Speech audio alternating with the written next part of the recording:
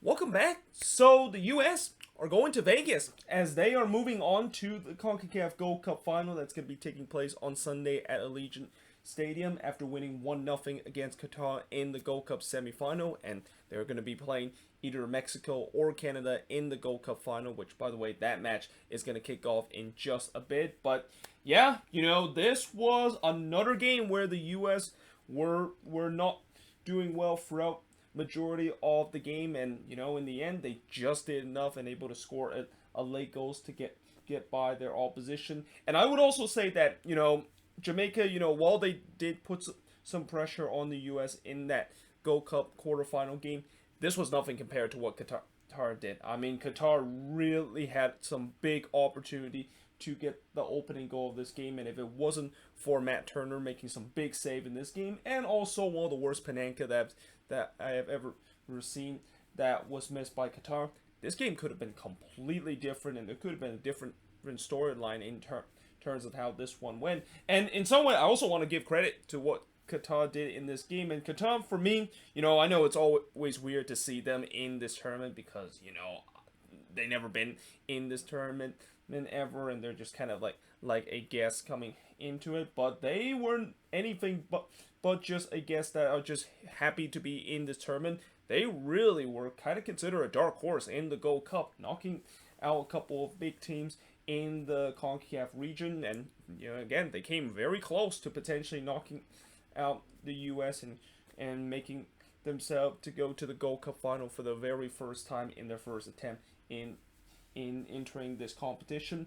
But in the first half, I thought the U.S. had tons of possession, which was not a big surprise because when you look at Qatar so far in this Gold Cup, possession is something that they don't really take very seriously. They know that they can be very threatening whenever they go on the counter attack, and they have a lot of fast players that can really be just flying whenever they go on the transition. And it seems like early on, that's exactly what they're trying to do. They're trying to create a low block, trying to make a living hell for the U.S. They're trying to break them down. And whenever they were able to win the ball back, they immediately sprint the other way to try to go on the counter attack. And at least for the majority of the first half, and in some way in the second half, the U.S. had a lot of trouble in terms of dealing with that. But in the 7th minute, Ali did put it wide from 19 yards out. By the way, I do apologize if I mispronounce some of these Qataris' name because it's always going to be tough for me to pronounce some of these names, especially pronouncing some of these names that I've never pronounced and really only hear it for the very first time doing this game. My apologies if I absolutely butcher some of these names, but in the 10th minute, Brishon did spill a shot that was coming in, and it was, I think, Hoppy, the one that, of course, shooted, but Brishon allowed a huge rebound, which Ariola looked like he had a chance to capitalize on that one, but the flag, of course, went up because he was caught in an offside position. But I also thought, as I mentioned, the U.S. backline looked shaky early in this game, and especially every time when Qatar go on the counterattack, this U.S. backline has no answer in terms of dealing with them. Koki did miss just wide from close range in the 19th minute before Turner probably making the best save that he has in this tournament, and you could even argue maybe the best save we have ever seen in this competition, as he absolutely robbed a team who looked like that one was kind of goal bound, but Turner not only full stretch but able to just get his left hand to palm that one away to keep this one at 0-0. But you can definitely see that Qatar was pressing for the opener, and in the 26th minute, there were some coming together between both of these teams. And for a game between two teams that have rarely meet each other, I don't remember the last time the U.S. have played Qatar. In fact, I think this is actually the first ever meeting between the U.S. and Qatar. There was definitely some tempers flare that happened early in this game, and it kind of was all in the doing of Kellen Costa, who was kind of just instigating things, trying to get into Qatar heads, and we'll talk about later in terms of the penalty kick that Qatar missed. He plays a huge part in terms of trying to instigate and trying to get into their heads in the penalty that Qatar was about to take. Now, in the 29th minute, Hatim did blast one high from long range, but 30 minutes into this game, the U.S. was getting outshot 9-2 by Qatar, and it wasn't a big surprise to see that is the case if you actually watch this game, because the U.S. was badly getting getting burned whenever Qatar was going on the counterattack. And speaking of which, that's exactly what I kind of wrote right after that, as the U.S. just have no answer whenever Qatar goes on the transition. Now, in the 35th minute, once again, more heated exchange as the temperature of this game was getting as hot as the Texas heat. I think they said that the temperature in Austin was in the 80s, and I think the only reason why the temperature wasn't actually as hot and the players doesn't really have to worry about the hot Austin heat is because for majority of the game it was a cloudy day. But imagine if this was a sunny day, and this game was taking place in the early evening, and it was still daylight when this game of course started. Yeah, this would have been really challenging for both of these teams, and probably thankful the fact that the game that took place in Austin in this game was on a cloudy kind of condition. Now but we head to, of course, halftime at 0-0 between each other, and heading into the second half, our Brichon absolutely robbed DK on a point-blank range, and for Daryl DK's, it's been a miserable Gold Cup for him, and I just feel like coming into this game, you can clearly see that he was not only not having a great game, but you can even kind of tell that he was playing hurt, because there were a couple of times where whenever he goes down on the ground, he was definitely in a lot of pain, and it wasn't surprised to see that eventually he was subbed off from Jarzy Zardes, which it kind of also made me think I think Zardes is gonna get the start heading into the Gold Cup final. And for Daryl DK, unfortunately this Gold Cup is not gonna help his cause in terms of his chances to booster up that transfer fee of him making the jump to Europe once again. But yeah, I just feel like in this game, unlike the other one where he wasn't playing well, this was really a game where it looked like he was actually playing hurt, and he was definitely not 100%. And when you have a player that's not 100%, even as good as DK is, you can clearly see he had some limitation throughout this game.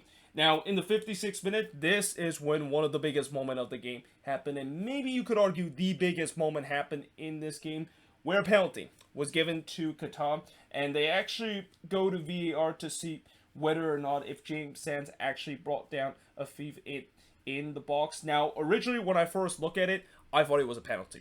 I thought James Sands clearly didn't get the ball, and if anything, he might have got a little bit of the ball. Now, there was two different angles when they go to the VAR play that they show. One angle shows that James Sands clearly did not get the ball, and then the other angle shows that Sands at least kind of got a little bit of the ball. And there's always this discussion in terms of, is that clear and obvious to overturn? And we've been having this discussion in MLS pretty much ever since when VAR was introduced in MLS. But when you look at VAR and how it's used in the Gold Cup, and especially the fact that this is a CONCACAF competition, somehow how VAR it whatever they're going to do, and whatever clear and obvious is the definition, is going to be spark a lot of controversy. Now, at the end of the day, I still think it's a penalty, and I still think they got it right in terms of overturning that, because again, when I look at it, I just don't think James Sands got enough of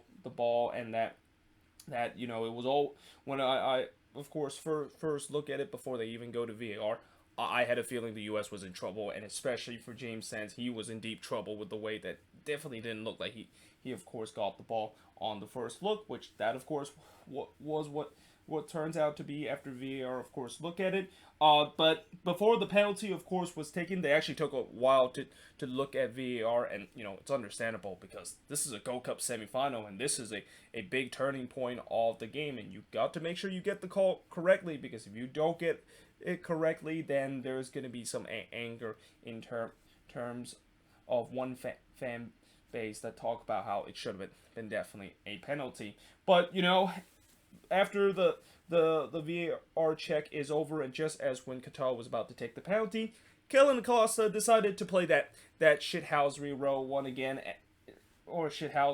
row again, and he kind of decided to kind of trash talk to a couple of Qatar players. Actually, he decided to first trash talk the penalty kick taker, which turns out to be Al Hadels. But he then started to kind of trash talk a couple of Qatar players. And what's also interesting is a couple of the U.S. players kind of joined him in terms of the trash talk. Now, normally, shithousery and kind of the practice of dark arts. I know there are some that says that it shouldn't be anywhere near the game, but for me at that moment, I don't mind Kellen Costa decided to do this. I mean, remember he did kind of something similar in that CONCACAF Nation League's final game where when Mexico was about to take the penalty, he kind of delayed the game a little bit, trying to get into Mexico heads. And you know how in the NFL there's kind of a term called icing the kicker, where when a last minute or last second field goal is about to take, you always see opposition decide to kind of call a timeout to kind of just ice the kicker and try to make the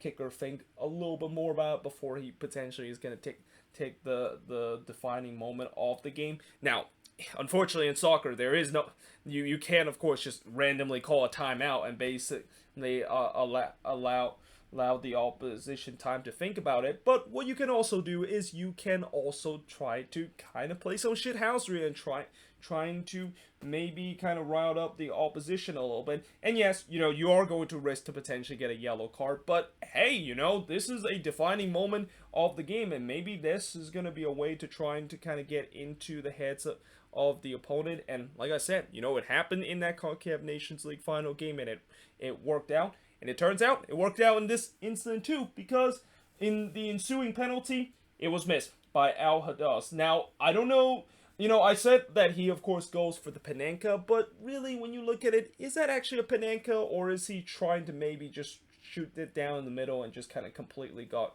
wrong? And he did also try to stutter step, and this is also something that I don't like whenever penalty takers, they just kind of stutter step and look to see where the goalkeeper of course go. Like, I know it's a strategy to see where the goalkeeper goes before you just kind of tuck it in the other corner or try to do a Panenka.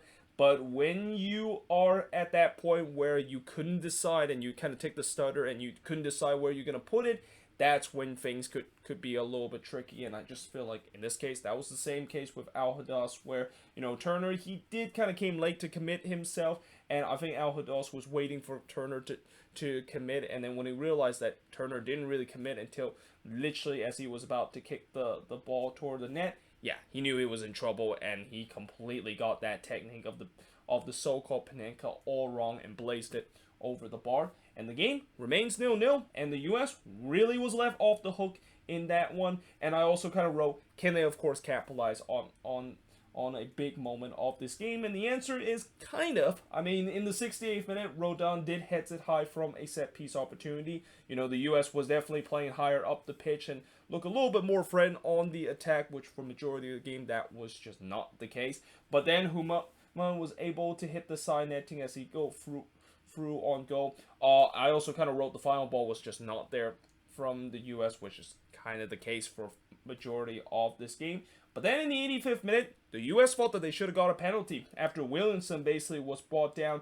in the box, and before there was any chance to see a replay or maybe a VAR check to whether or not if the U.S. would have awarded a penalty, the winning goal happened just 1 minute later. And it's Jerzy Zardes that scored from Chini to give the U.S. a 1-0 lead. This was kind of very similar to that incident in that game between Minnesota versus the Timbers, where, remember in that game when the Loons looked like they were going to get a penalty, or actually no, not, that was actually the wrong game. It's the Minnesota versus Seattle game, where it was also kind of happening around the same time, where looked like the Loons was going to get a penalty after there was definitely a huge shout for that. And then just 1 minute later, Robin Lod basically scored the goal, and we pretty much forgotten that the fact that there was a potential penalty kick shout that just happened 1 minute earlier, and it seems like it happened again in this case, where I'm pretty sure U.S. fans kind of forgotten the fact that, there probably should have been a penalty for the U.S. when Williamson was brought down in the box.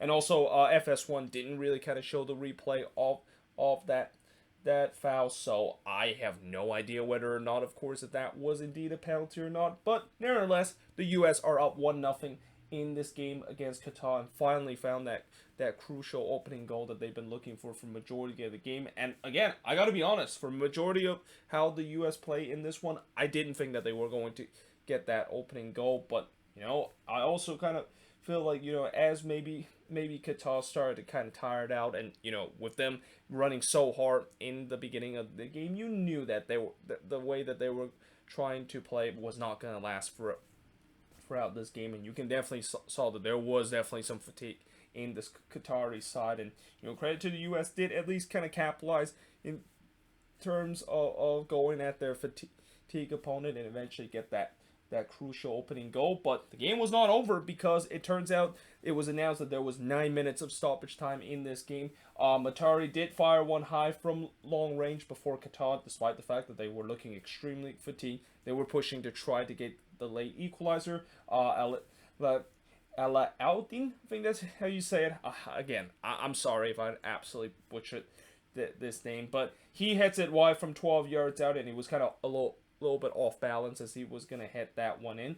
But in the end, the U.S. hold on to win 1-0 against Qatar. And the shots in this game, Qatar by far had more of the shots, 17 of them compared to just 6 that the U.S. had. But the U.S. actually had more shots on goal, 4 shots on goal compared to 2 that Qatar has. Although the 2 shots on goal, you got to keep in mind, one of them was a golden opportunity for them to score back in the first half. And if it wasn't for Turner making that incredible save, they probably would have got a goal in terms of that sequence. And also, one of those shots, the other shots on goal, turns out actually is not the penalty that they of course took, because that one actually missed the target, and that of course will go down as only being a shot, and instead of being a shots on goal. It's very rare to see that when a penalty is taken that it doesn't count as a shot on goal, but that's what happened when you decided to kind of just blaze it over the bar, like what Qatar basically do during that incident. But in terms of the shots off target, I actually got this one backwards. It's actually 12 shots off target for Qatar compared to 2 that the U.S. had. I mean, the math wouldn't make sense with the way that, how in the world did the U.S. get 12 shots off target when they only have like 6 shots in this game? But no, it's actually backwards. It's actually Qatar getting 12 shots off target for the 2 that the U.S. had. 3 shots that was blocked for the none that Qatar has, and possession-wise, 58% possession compared to 42% possession that the U.S. had in this game. And, I'm going to also echo what I said the last time when the U.S. played against Jamaica, and that, yes, I know U.S. fans are not going to be happy with this performance, and that there's no doubt that this team definitely needs to improve if they are going to potentially win this Gold Cup when they do face against Canada or Mexico. But at the end of the day, in a tournament like this, you just need to move on. Like, it doesn't have to be pretty. You can maybe even play your most ugliest brand of soccer and maybe kind of rely on a little bit fortune to get to the next round. But as long as you get to the next round, that's what matter at the end of the day. And at the end of the day, the U.S. is in the Gold Cup Final. And now we're going to see whether or not are they going to be facing against Mexico to renew that rivalry and maybe get some revenge for 2019. Although I know Mexico, if they do face the U.S. in the Gold Cup Final, they would definitely also look for some revenge after what happened in that CONCACAF Nations League final game back in June. But we'll see whether that's the case, or maybe it's going to be U.S. versus Canada, which is kind of a rivalry if this was hockey. But I feel like maybe now knowing the fact that Canada is starting to slowly catch up in terms of the soccer game, maybe they're going to be started to be a little bit of a rivalry. And I know it's not going to be anywhere near as a hockey rivalry as what we see with U.S. versus Canada whenever they play hockey against each other, but maybe some days that could be the case, and it would be a good beginning of a good rivalry between the U.S. and Canada if they both meet each other in the Gold Cup Final. But either way, hope you guys enjoyed this video. If you do, make sure you guys do a like, smash the subscribe button, let me know in the comments below what do you think of this game. And yeah, hope you guys enjoyed this video, and I will see you guys next time.